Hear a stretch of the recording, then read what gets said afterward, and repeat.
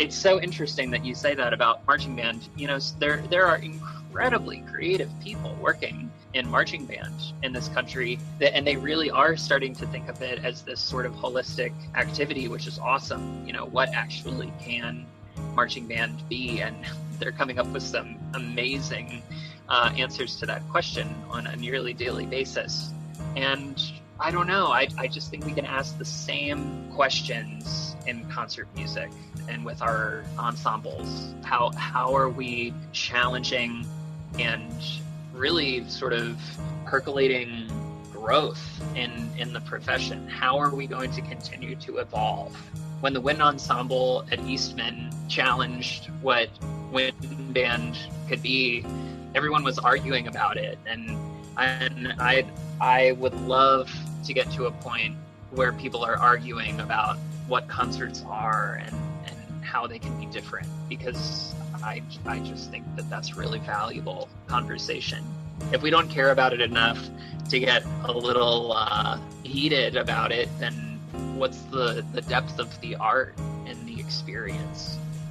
Welcome to Director's Circle, a podcast featuring insights from music educators and school leaders discussing their philosophies on the administrative leadership of a comprehensive music program. I'm Doug Conrad, and today's guest is Dr. Tyler Austin from Stillwater, Oklahoma. Let's begin.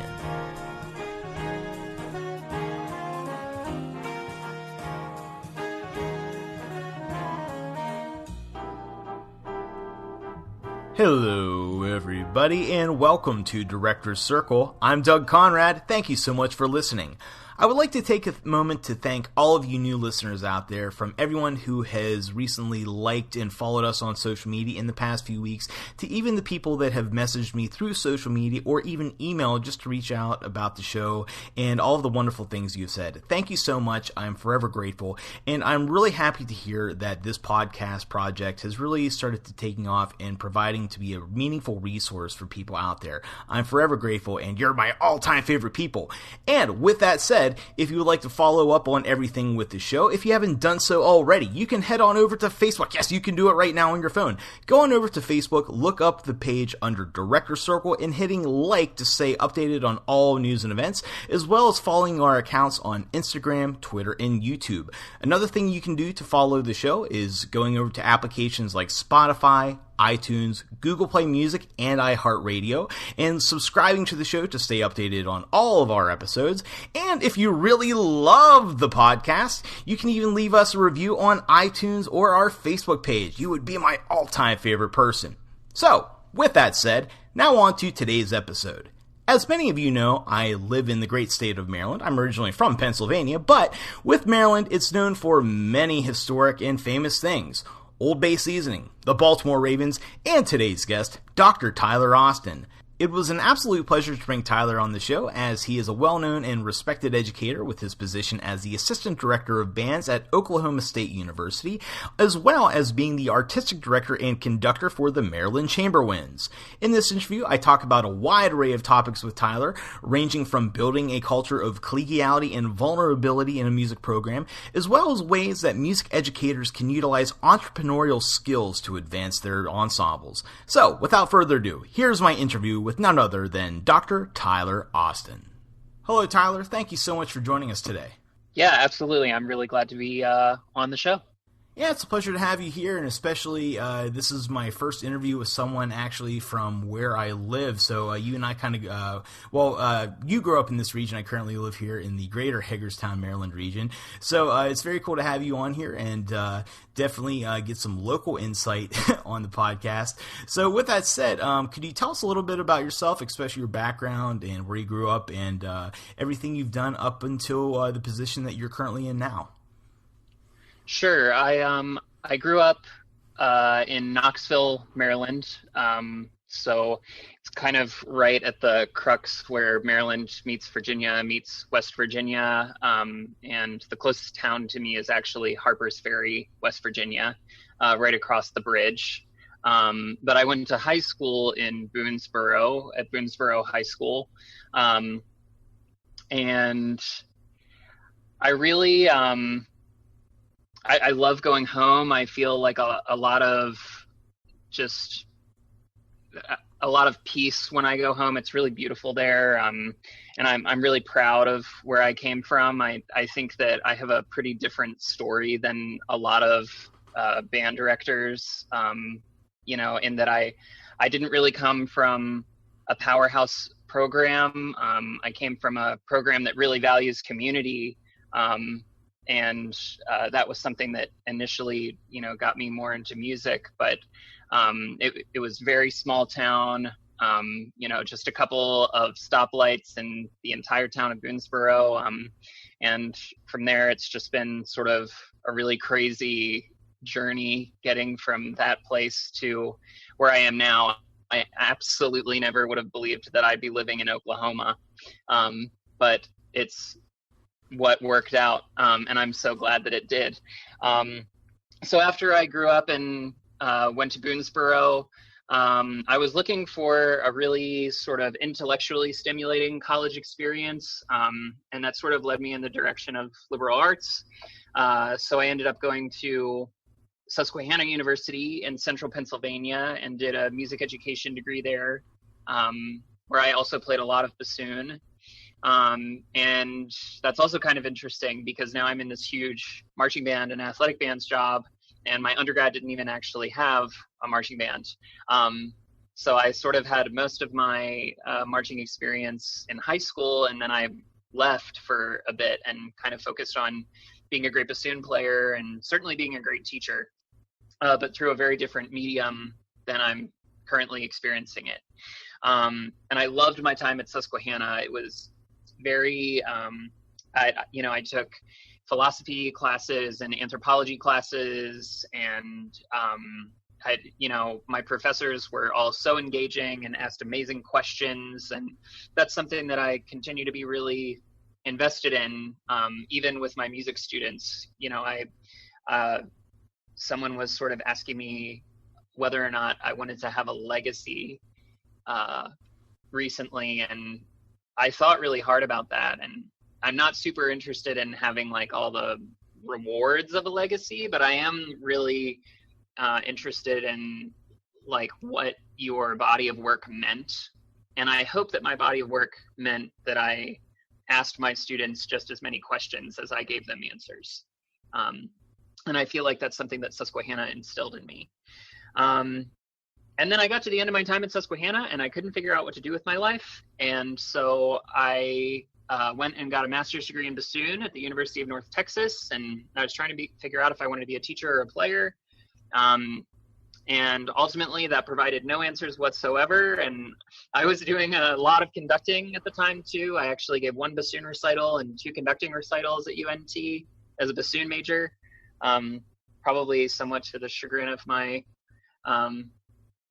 my bassoon teacher. But after that, I ended up moving back to Maryland and taking a teaching job at St. John's Catholic Prep in Buckystown outside of Frederick, Maryland. And I was playing a lot of orchestral repertoire, and I was playing with professional wind quintets, and I was teaching community college, intro to music classes and bassoon and saxophone at Hagerstown Community College. And this whole time I had sort of solidified that I definitely knew I wanted to be a wind conductor. And one of my greatest mentor, my greatest mentor, Dr. Kevin Sedetol, came into the picture right around the time when I was finishing my master's degree. And I was just determined that I was going to go study with him. And all of the work that I was doing, I felt was aimed in that direction. And I was lucky enough to be accepted into his studio. And I was at Michigan State from 2016 to 18. And now that brings me to my time here at Oklahoma State. That's quite a journey, and especially as you mentioned, with now your job having a heavy component of athletic band involvement, and kind of picking back up with that after you had done your bachelor's work, and we can talk about that in a little bit too. And to talk specifically about your program at Oklahoma State right now and what you're doing, could you talk a little bit about your current role and all the different ensembles that you help lead? Absolutely. A huge part of my job is working in the OSU Athletic Bands program, and I serve as the assistant director of the Cowboy Marching Band, which marched about 325 this year. And I'm also the director of the Spirit Band, which plays for our Cowboy basketball teams and occasionally our wrestling team. So that's a huge chunk of my work, and it's something that I just never knew how much I would love doing it until I was actually doing it. I knew I would enjoy it, but getting to be a part of such a cool culture with amazing students that are they play at a really high level, they hold themselves to this incredibly high standard just as humans. It's been a true joy in my life to get to be a part of this big athletic organization that is Cowboy sports at OSU. Additionally to my athletic band responsibilities, I conduct the OSU concert band, which is primarily non-majors, about 90% non-majors, but I always say I'm very lucky that I conduct a lot of non-majors from Texas, so they're really, really capable, and they constantly surprise me with just the level of musicianship that they bring to the table. So that's absolutely my favorite part of each week, are the 2.5 hours that I get to spend rehearsing with them. I teach courses in the music education area. So in the fall, I teach intro to music education and marching band methods. And in the spring, I lead the student teaching seminar and observe student teachers in the instrumental side of the program. Yeah, certainly a lot. And that's really intriguing that kind of getting back to, as you mentioned, not having a marching band component in your undergraduate experience, but did you have any kind of marching band or athletic band duties involved with your assistantships as you got your additional degrees after your time at Susquehanna? I would say the most formative experience that I've had in marching band was certainly at Michigan State, working with the Spartan Marching Band. I got to work under two phenomenal directors of the Spartan Marching Band during my time at Michigan State, which was a great learning experience because they had different and yet both highly effective teaching styles with the group. Again, the Spartan Marching Band is just one of the absolute greatest college marching bands in the country. The standard that they hold themselves to is second to none, and they show up and they're excited every single day. And it's really most days, 5 days a week rehearsal plus the games on Saturday. And they're just oozing with enthusiasm, and they truly bleed green. So that was another inspiring experience, getting to learn from an organization as great as that. Yeah, and that's a really cool story because I can kind of relate somewhat in that whenever I, obviously I did marching band, being a band guy in high school too, and I went to a college right after high school where there really wasn't much of a marching band component, even though I was a music major. But then I had transferred to a similar school, very much to like Michigan State, where a marching band, it's very much tied with a large football tradition and a powerhouse programs and audiences sometimes reaching over 100,000 people. So, with that said, where I'd really like to try to get your insight on this is, especially, when we talked about going into a new teaching position or any kind of thing, sometimes there's a little bit of a learning curve at first, just adapting to the new situations, kind of taking it all in. And that really sounds like a unique story. So just, coming out of your time at UNT, which is a great, respected football school too, home of the Hall of Fame Mean Joe Green. But anyway, as the Pittsburgh Steelers fan of me coming out. But anyway, just kind of then going into your time at Michigan State, what was that like, with your background? You had marching band experience and familiarity, but then entering to where you had a active teaching role as part of such a traditioned and powerhouse marching band program like that. What was that kind of like? Was there a learning curve at all, or how did you kind of adapt to that new teaching role?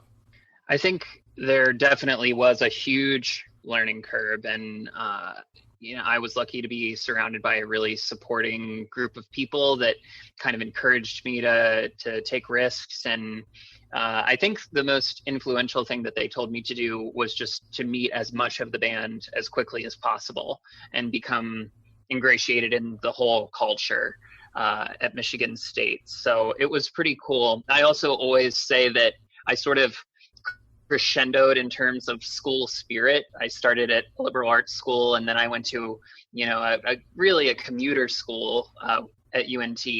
And then I finally did my doctorate at this place where school spirit has 100-year-old tradition, 150-year-old tradition. The band program at Michigan State's about to celebrate 150 years in April with this big concert that I'm very excited to go back to with a bunch of other alumni of the program. And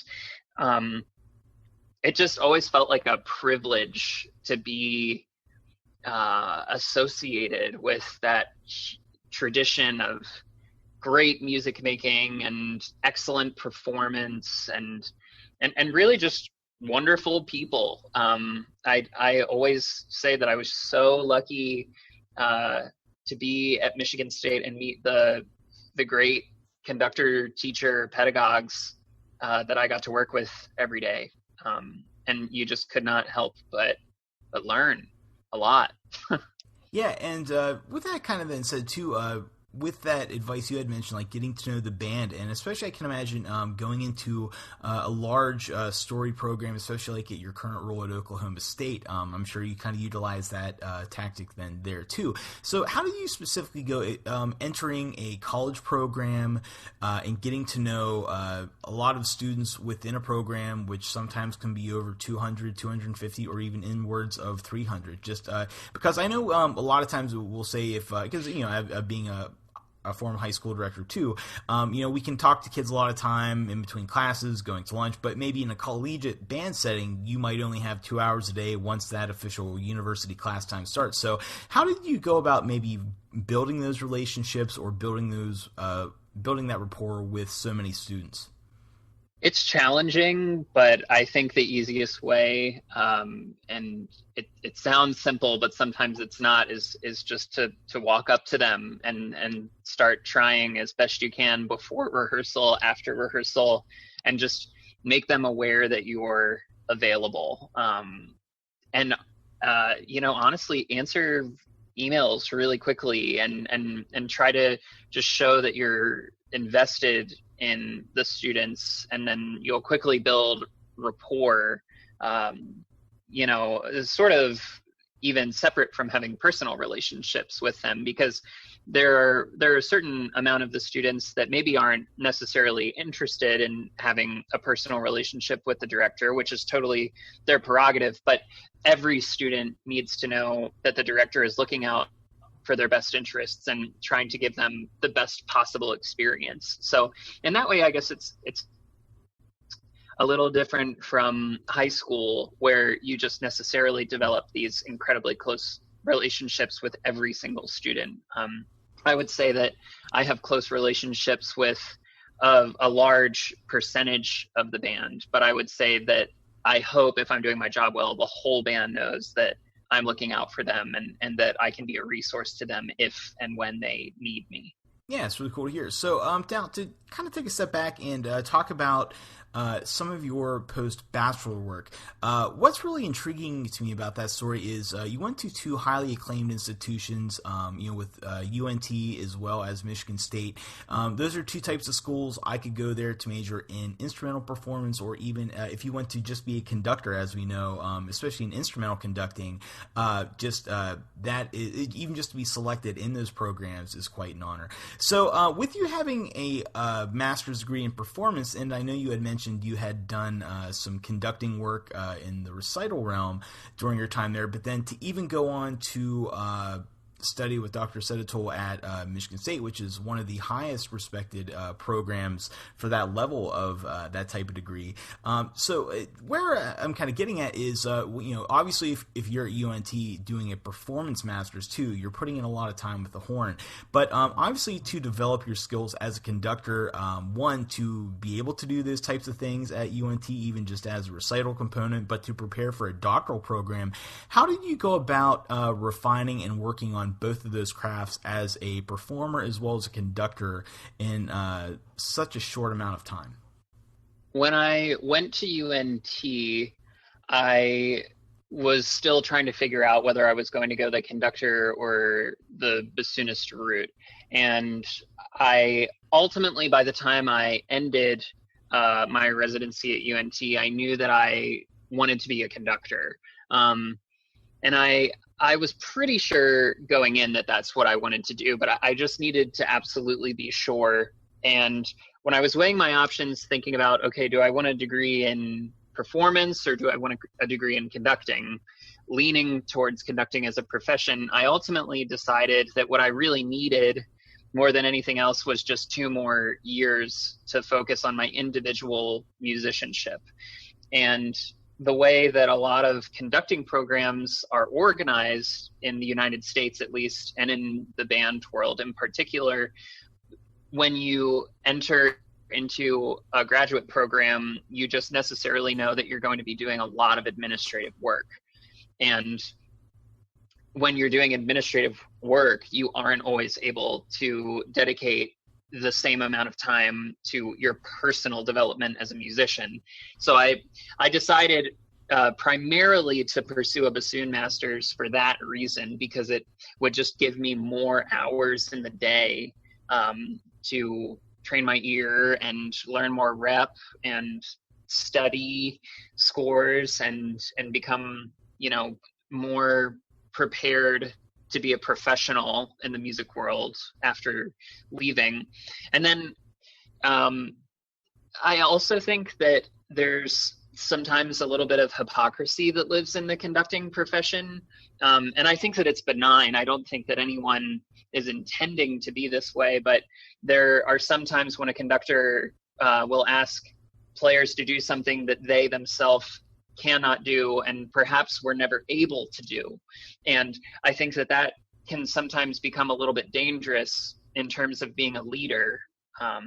When I think of leadership, I think of that age-old saying, I want to be able to talk the talk and walk the walk. And that's not always the way things work. So I sort of, wanted to be able to say I had the experience of winning, an orchestral audition, which I did go on and do. And I wanted to have professional playing experience. And at a base level, I wanted to be able to say, if I'm asking you to practice and put time into producing this artistic product, I want you to know that I have also done that time, and I have sat in that practice room and shedded and held myself to the same exacting standard that I ask my players to rise to every day. And I know that that's a bit of a non-traditional stance, but it's one that I'm really, really grateful that I decided to pursue conducting through that kind of windy road. Yeah, and it's really cool to hear you especially talk about that, walking the walk. I know for even myself, I had spent some time after I got my bachelor's degree working as a professional musician for a while, and having that background definitely maybe not at the concert when I'm on the podium, but actually when we're in the classroom, just being able to go back to those experiences and everything adds just so much depth that I never would have had I just gone straight into teaching. And I'm very thankful for that experience. And that's really cool to hear that you currently, even still with your current role now, utilize that in a variety of many different ways. So now to move on to some other areas that you do in your professional work, one thing that you are also known for, especially in this region here in Maryland, is your work with founding and being the artistic director of the Maryland Chamber Winds, as well as overseeing the Maryland Wind Festival. So for some of our listeners who may not be as familiar with that ensemble and festival, could you talk a little bit about it and how you began these projects and built them over the years to what they are now? Sure thing. When I was ending my time at UNT, I happened to have met this really incredible group of people, and we were going out into the world and separating after our time, but we knew that we wanted to keep working together, and we knew that we wanted to pursue some sort of artistic endeavor together, and we were trying to figure out what that was. And I particularly, looking at where I grew up, there's not really a lot of professional summer music happening in Western Maryland during the time of the year when the Maryland Wind Festival originally started operating. And so it really boiled down to two questions that the organization was founded on, and they were at a base level, what is the best way that we can give back to our community, and what is a way that we can expand the wind repertoire in new and exciting ways that identify with a concert-going audience. And we sort of word-smithed all of those around into what became our mission statement. And then basically at that point, we had to start finding out very, very quickly how we were going to fund it.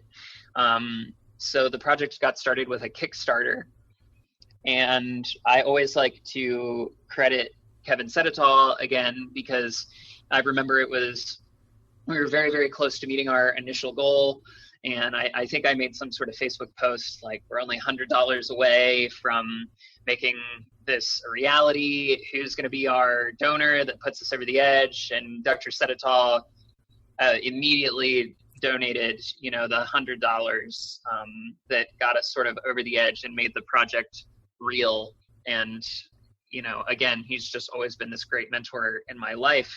And now it's really awesome because we're in our 6th year of existence, and he's actually coming to be a part of it this summer in a new conducting program that we're starting. But that's getting a little bit ahead of myself. So we had our first season, and I was really interested in just bringing together sort of an all-star cast of young, enthusiastic players, and also players that were very invested in teaching. And so we sort of came up with this phrase of calling them our artist faculty. And that faculty sort of putting it in the framework of, we're here to make great music, but we're also here to educate, and to sort of go out into the community and be sort of shepherds for the music that we were presenting, which was sometimes, I'm sure, very challenging for the layperson's ear. We've played some pretty gnarly stuff in rural communities that you definitely have to find the right way to couch the music so that it can be as enjoyed as possible by the audience. And I think that oftentimes we've surprised them with how much they like something if you just introduce it the right way. But when we were starting the organization, I kind of thought about the ensemble as, we're getting together and we're basically a bunch of grapes.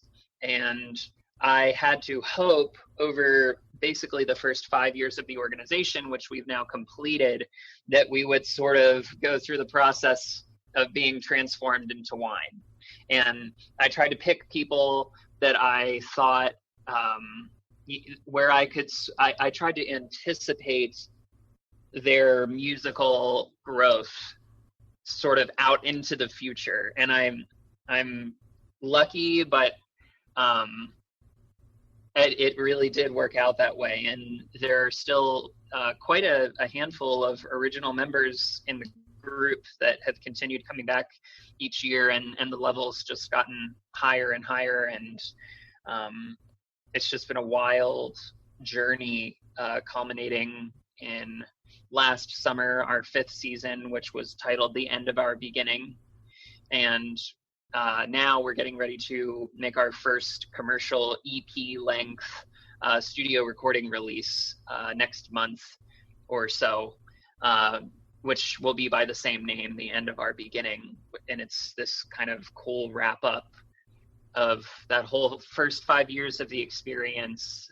And the recording will have both brand new music that we've commissioned and also transcriptions of old music, Tallis and Bach, and sort of mixing everything up and all tied together with our sort of unique sound concept and instrumentation. So we're very excited about that culminating effort of this first part of the organization. Yeah, and it's definitely a great project, and I know definitely living here, going to see one of the concerts last summer, I was really taken away, and I can especially relate with our area, because where I grew up, it was in the nestled Appalachian Hills of central Pennsylvania, so hearing we could say maybe a concert of high artistic merit was few and far between, and coming down to this area, I know moving here, I've only lived here about 3 years now, but it's a lot closer in proximity to even to go just take a day trip to go hear maybe the Baltimore Symphony or the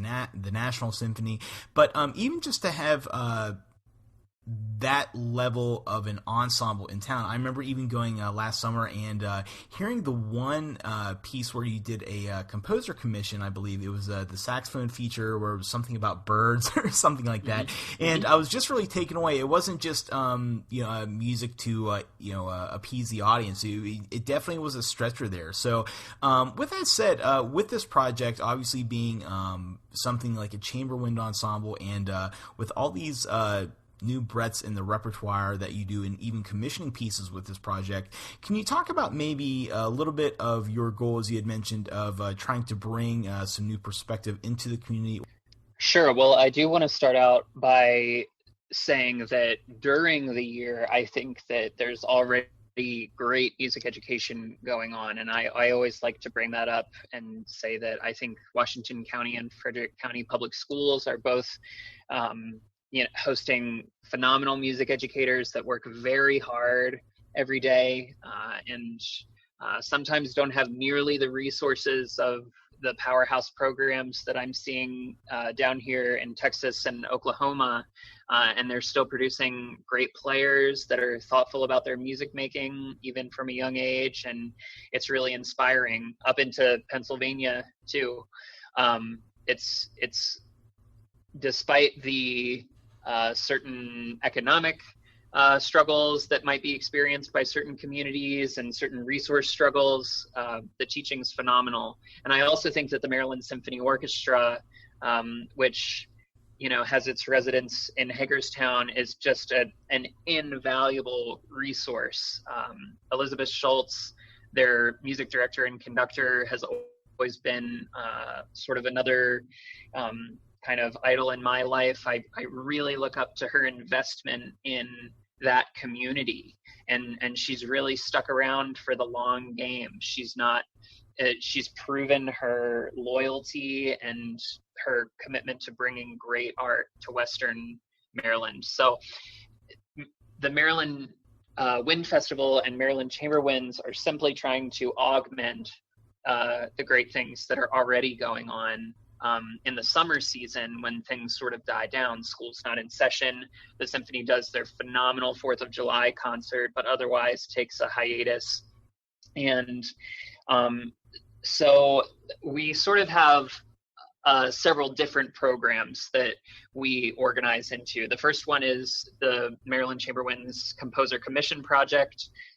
We've produced 5 new works of wind repertoire for similar instrumentation, all kind of stemming from our 13-player core group.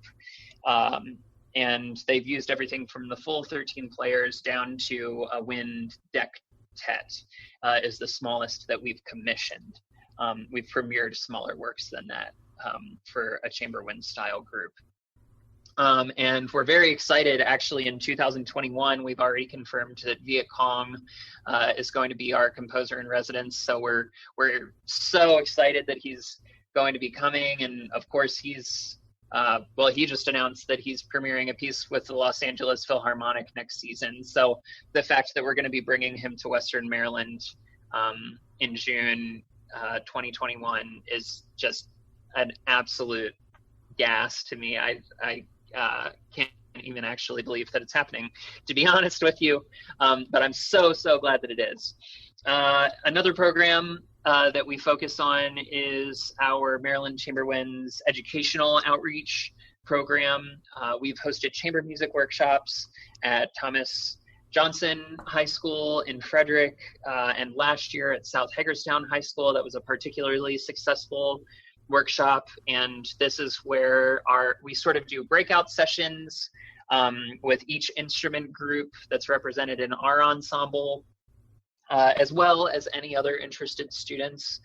So we've had string players come, we've had percussionists come, and we'll sort of take whoever we get, and we talk about nonverbal communication and how to start a piece without a conductor. And then our staff arranger, Danielle Fisher, who does phenomenal work in educational music, produces these soprano, alto, tenor, bass arrangements and transcriptions of sort of standard wind literature and chamber music, and we all come together at the end, and whoever's there, we sort of participate in this mass chamber music experience together. And I think it's been really inspiring to give students some of their first experiences with chamber music, the way that we as professional musicians kind of take it for granted. It's really kind of transformative the first time that you come into contact with it. At least it was for me. But I am a bassoonist, so you generally don't go into playing the bassoon for band parts. It's really for the small ensemble chamber experience where you have a voice and can contribute. So those are our two main summer programs, and then this summer we're adding a third really large program, which is called the Cumberland Valley Conducting Summit.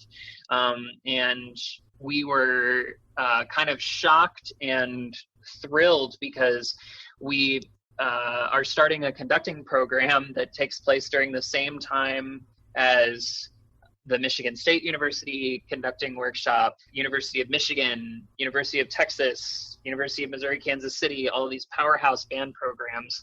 And we weren't quite sure who was going to apply, but we decided that we wanted it to take place during the same time of year. And we were just inundated with applications. It became this really difficult process to determine who was actually going to be able to come. And we have conductors coming from all over the country, and I think they represent really diverse experiences. And so we're very excited that Kevin Sedatal and Robert Carnahan from the University of Miami Frost School of Music are going to be joining us as guest clinicians, and our student conducting fellows will be working with Maryland Chamberwinds on a daily basis. And there are going to be everyone's going to leave with concert footage.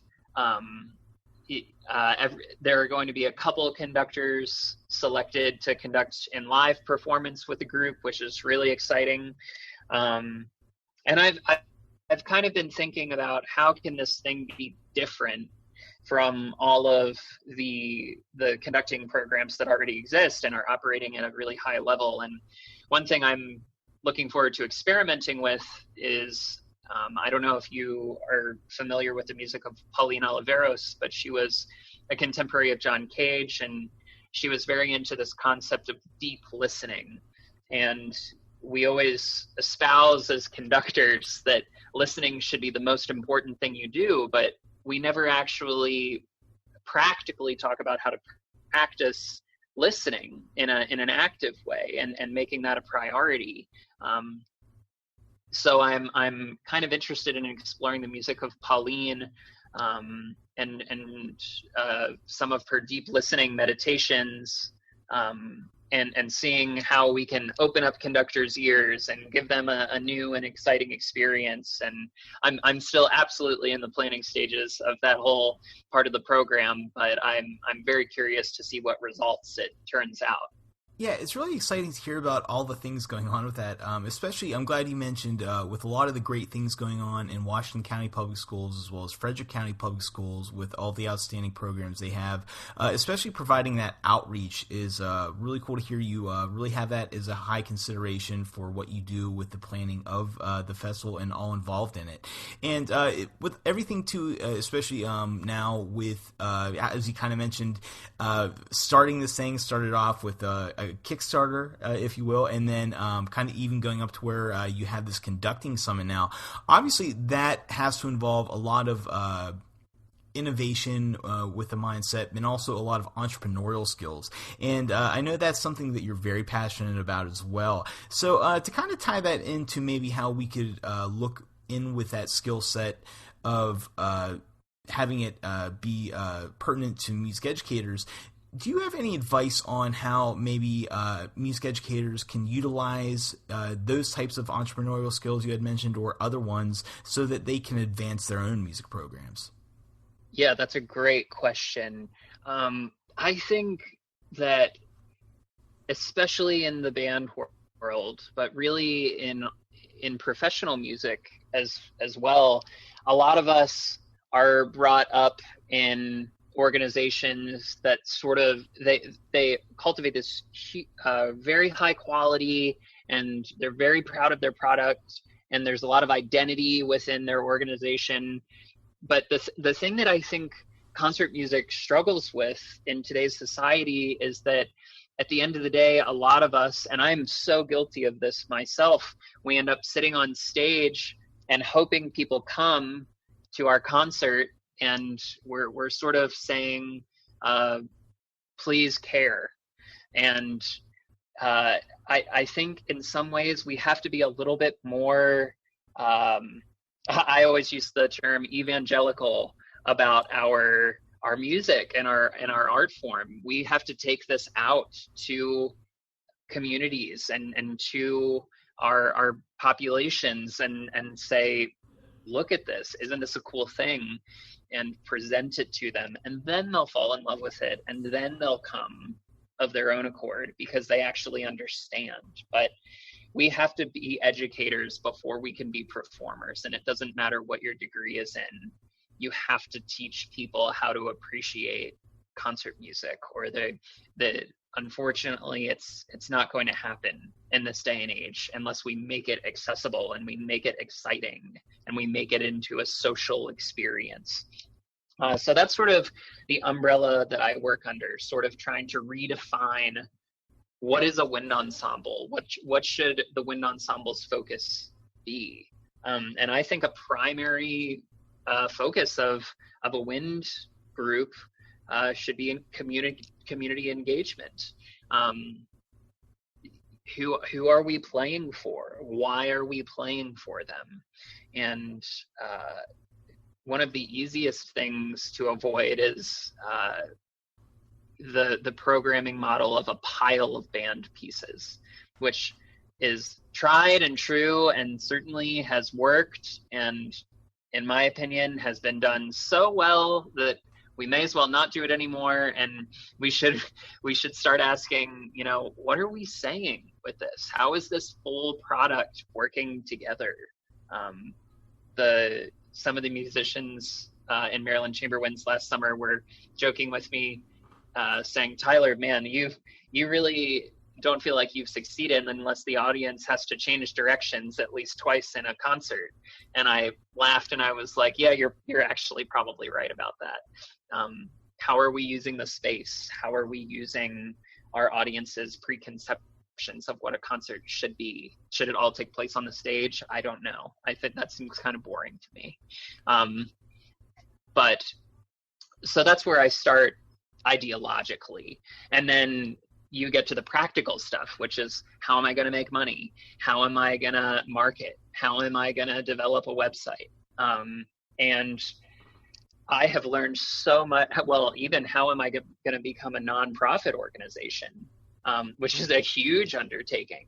And I've learned so much about being a business person during the course of this project that I never would have anticipated. And the easiest answer to that question is just you ask people, and you become aware of resources. For example, one organization that was life-changing for us as a business was Maryland Volunteer Lawyers for the Arts. And you pay a small, very manageable fee, and you're hooked up with a pro bono lawyer who ended up filing all of our nonprofit paperwork for us, and something that probably would have cost us at least a couple $1,000s if we paid for that service. I think our entire nonprofit organization cost us less than $300 to found. And I never would have known that that existed if someone graciously had not told me. And I mean, what a life-changing resource that is. You know, I've talked to lawyers, I've talked to accountants, I've talked to people that have done a lot of fundraising, and you just kind of have to take it one day at a time and try not to be in a rush, and take great notes and remember as much as you can on the fly if you don't have anything to write anything down. And it's something you have to be passionate about, because it's a lot of work, and it's a schlep at times. Maryland Chamberwinds is an organization that's about 98% administrative work and about 2% the most phenomenal music experiences I've had in my entire life. But 98% is a lot, and you have to be willing to put that on your shoulders and carry it, because it can be a burden. And then you just have to weigh, is that burden worth making great art? And in my life, it is. And I'm really thankful for that. Yeah, it's really cool to hear about building with that program and everything you've done, especially with utilizing of reaching out to different resources and just tapping into, as I should say, all that is available out there. That's really unique to hear. And with that, I really liked hearing about how you talked about somewhat of just with the concert experience. You know, as you kind of mentioned, you're not doing your job if the audience members aren't moving directions at least 2 or 3 times. So with that kind of said, you know, that can kind of go into maybe reimagining the concert experience. So could you maybe elaborate on that a little bit?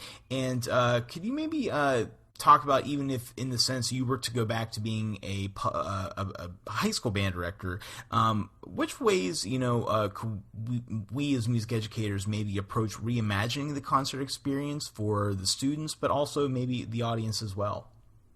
Well, I think an incredible resource to secondary educators are the age and experience level of their students, because I find that there's just this inherent optimism in so many secondary school situations, and sometimes you are met with a little bit more realism when you get into higher ed and the college setting.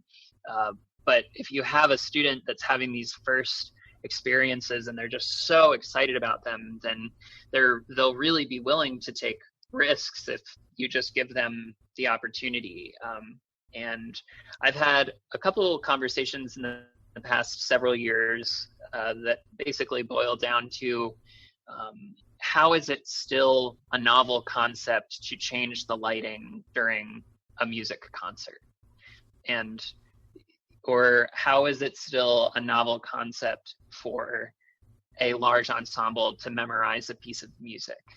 But these things are happening for what we can sort of quantify as some of the first times, and it's the year 2020, and certainly large ensemble music has been happening for a very, very long time. But in a way where that's a little bit frustrating, it's also kind of liberating, because you can almost do anything and it's new and exciting, and you can sort of feel freed to say, like, well, maybe start with the question, what do I want to say? And then figure that out. And then based on what you want to say, then you figure out how you want to say it. did a chamber winds recital during my doctorate, and I sort of made the entire program around this concept of Avantmusik, or evening music.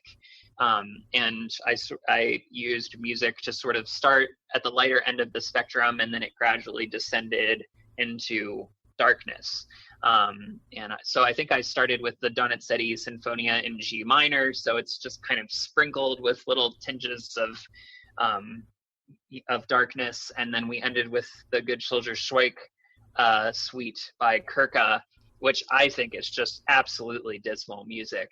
It's supposed to be sarcastic, and it's based on an operetta about this sort of buffoonish soldier, but I mean, really, it's incredibly nihilistic when you get to reading about it.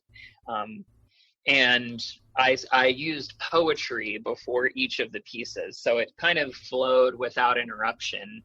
And we would play a piece, and then the poem would not necessarily be directly related to the next piece, but it was sort of all intended to like darken the mood throughout the entire concert experience.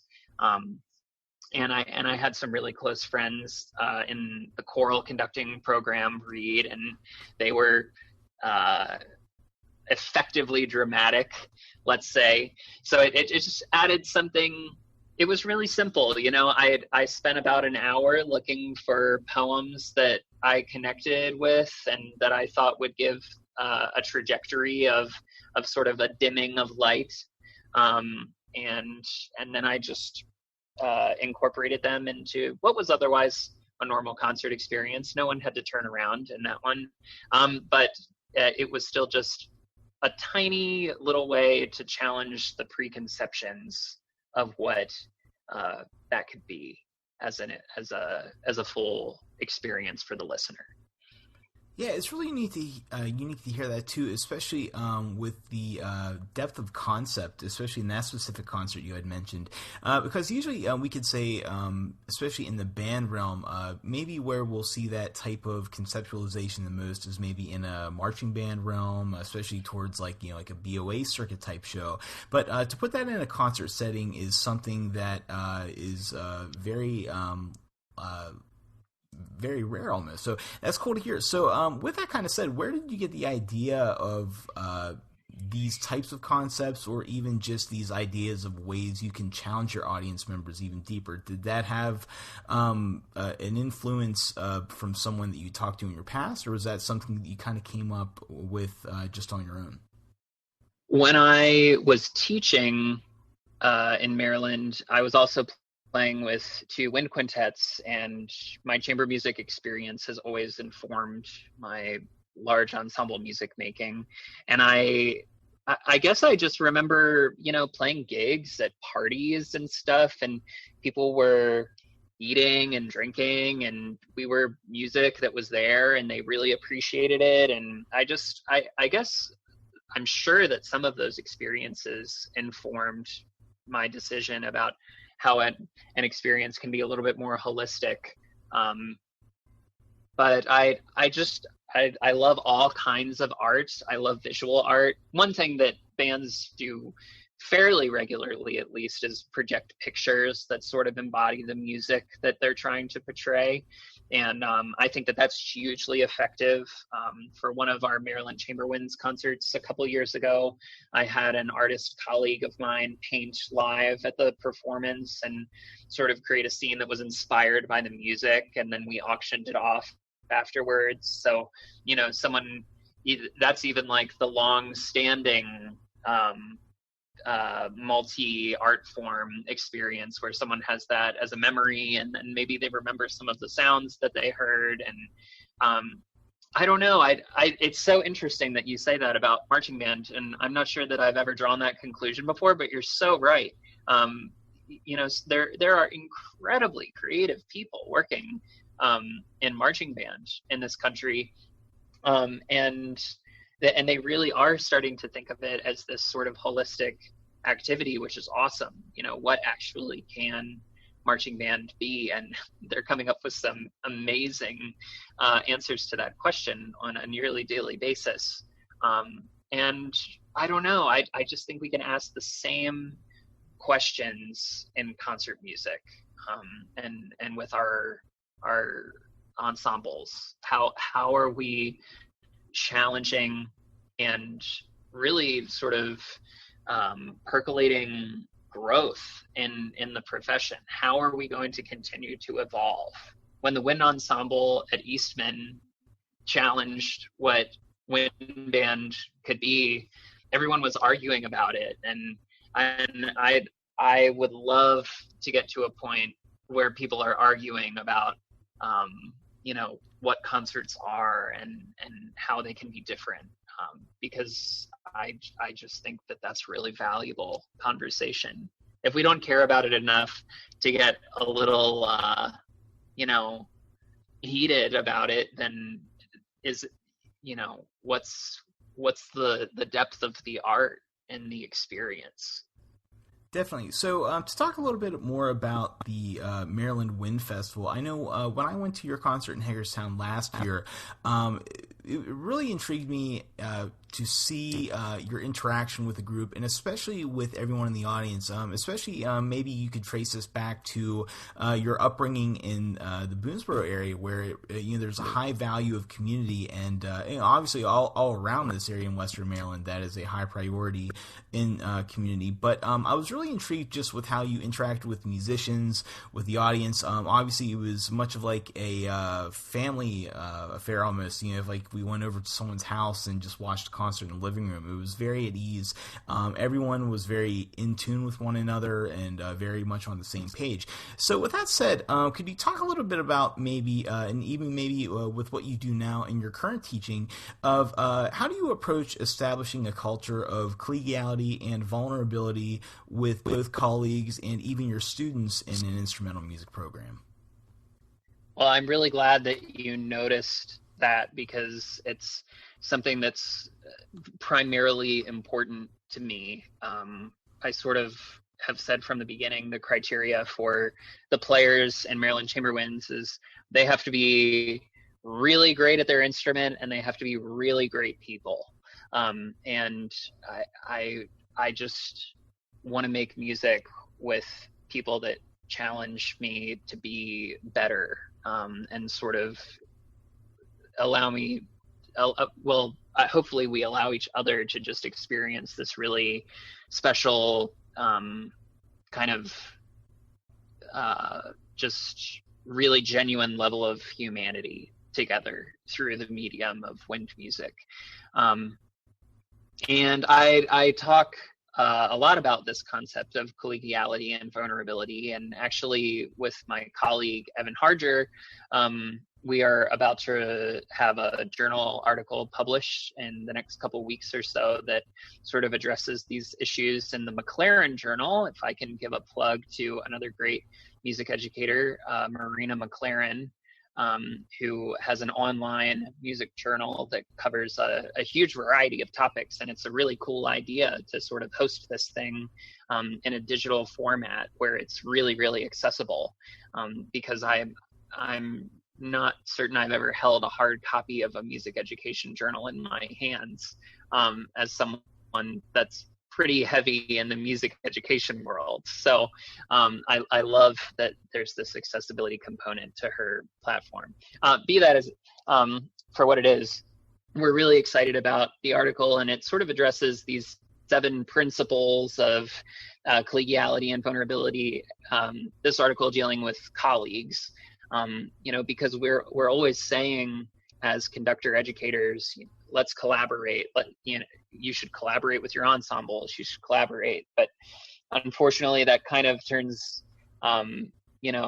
quickly into everyone following their own sort of projects, and collaboration is just more of like a compromise of, okay, well, if I give up some of my time to this, then maybe later this other person will give up some of their time to that. And you kind of lose a little bit of the genuine nature of what it actually means to be collaborative, where you're working together instead of just in tandem with each other. doing individual jobs in the same space. So I don't know. I love our profession because it's so open and there's so many great people in it. But the part that I love the most about our profession is when all those great people get together and have conversations and start to plan big things, and it's sometimes hard to find the time or the resources or even, you know, the energy at the end of a long day to dream more and dream with greater numbers of people. But I think that it's invaluable for an artistic product to give up a little bit more to be able to do that. Yeah, some good points, Tyler. So now to move on to some questions that we ask all guests. Could you talk a little bit about maybe one or two of your favorite rehearsal tactics? Well, right now I'm really lucky that I'm working with people that come from hugely different backgrounds, and I really consider that a strength. So I have some number of music majors in my ensemble. I also have engineers and pilots and scientists and mathematicians and writers, and they're all coming together and trying to make this holistic product. And I'm always just trying to engage them in the ways that they identify with. So I'm always kind of balancing the humanities with the hard sciences in my current rehearsals, and I'll try to balance information like, can you play that 20% louder, or hopefully in my case 40% softer, and then I'll balance that with, can I have a really puffy articulation, or can you think of how velvet feels when you rub it the wrong way? And that's a really physical, tactile sensation for some of my students, that they can bring that sort of in as a feeling into their musicianship. And every student is going to react in hugely different ways. So I guess I'm in my current rehearsal strategy just trying to have a balancing act of, how do I balance really practical information with really sort of metaphorical stimulus, and just make this melting pot of an ensemble into something that where we can have a musical product that's really, really unified. So I guess, just if that's a rehearsal strategy, I'm just coming at it from all angles, and I'm trying to challenge myself to think like all of these different thinkers think. It's really cool to hear you talk about, especially bringing in other senses. Hearing you talk about the one example with touching, velvet in a certain way, it just kind of made me think about a time when I was in high school at an honors band festival, and the guest conductor at that time, we were playing a very lush piece of music. It might have been O Magnum Mysterium or something, like towards the big climax section, but I remember we were playing it, things were going well, but maybe somewhere along those lines, if it's anything like it, one thing I just remember about that, dealing again with senses, was the conductor stopped the group and just said to everyone calmly, okay, that sounded good, but let's go ahead and play it again, but this time make it sound like as sweet as it was the first time you ever smelt bacon. I don't know why that worked well. It worked remarkably well, but especially with a bunch of high school kids, Sure. that maybe it's just one of those zany band director quotes that sticks in your head. I don't know. but anyway, with that said, then to our next question. If anyone were to ever walk up to you on the street, or if you were in maybe an interview with a committee of school administrators, and they were to ask you, why do we teach music in public schools? What would you say to that question? I would tell them that we teach music because we hope to inspire and be inspired by the incredible creative potential and successes of young thinkers. Great point. So now, you've talked a lot about, especially earlier in the podcast, especially like Dr. Sedatol and some other people, especially with your colleagues. Obviously, you've had a lot of highly influential people in your career. So can you talk about some leaders that have inspired you in your professional and personal life, and what lessons have you taken from them? Yeah, of course, Dr. Sedatol is one of my great life mentors, and I think maybe the thing that I appreciate him about the most is that he unapologetically is who he is, and he's so authentic in that way. He's never going to be anyone but himself. And that might have been something that I struggled with a little bit as a young person, kind of allowing myself to be quirky and, having just like these wide varieties of intellectual interests, and maybe not fitting into the mold of what you would say is the typical band director. And he's taught me so much about that. I also credit Andrew Yosviak, the director of bands at Westchester University, with being a great life mentor. And I think that he's just, he was the first person that sort of invested in me in a way that said, like, I don't just care about you as a musician, but I really sincerely care about you as a person. And I've just always found him to be like shockingly genuine. And I cannot thank him enough for everything that he did for me at the very start of my professional career, especially, but even now, I consider him a huge resource and advocate. And I'm very, very grateful for his generosity and sort of just humble selflessness when it comes to taking on a student. So I guess I'm mostly inspired by mentors that are where it seems like they cultivate an environment where everyone around them wants to try to be the best version of themselves. So now, to wrap some things up, what advice would you give to music teachers to help their students best thrive? I really believe in ear training, and I try all the time to continue to develop my ear. And there are all kinds of apps out now where you can have, two pitches played really, really closely to each other, and it'll tell you if the first one is flatter or sharper than the second one, but you can make them very, very finely tuned. And I try to spend time working on those skills, when I'm driving, or have a couple minutes in my office between lessons, or anything like that, because I just think that you can never have good enough ears. And we always wish we had better ears, but I think that you can do something about that. And then I also just think that you have to ask yourself the question, is what I'm doing something that I absolutely could not do without? And if the answer isn't yes, then I would really encourage people to reevaluate. How can you change your life to make sure that your students are getting the best version of you any given day? And it's so easy as any sort of teacher to sort of go into the mode where you are secondary to the needs of everyone else around you. I mean, that's one of the incredibly inspiring aspects of the teaching profession, is that we're selfless.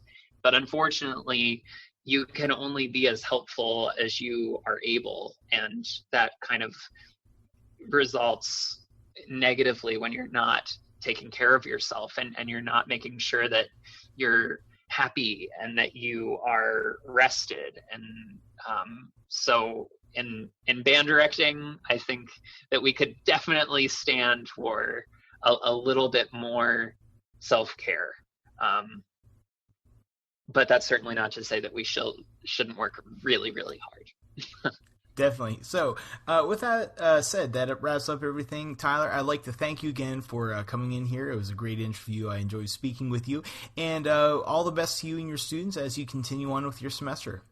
Well, I have had a ton of fun talking with you a little bit about everything. And thank you so much for asking me onto the show. And best of luck with the next thing for you.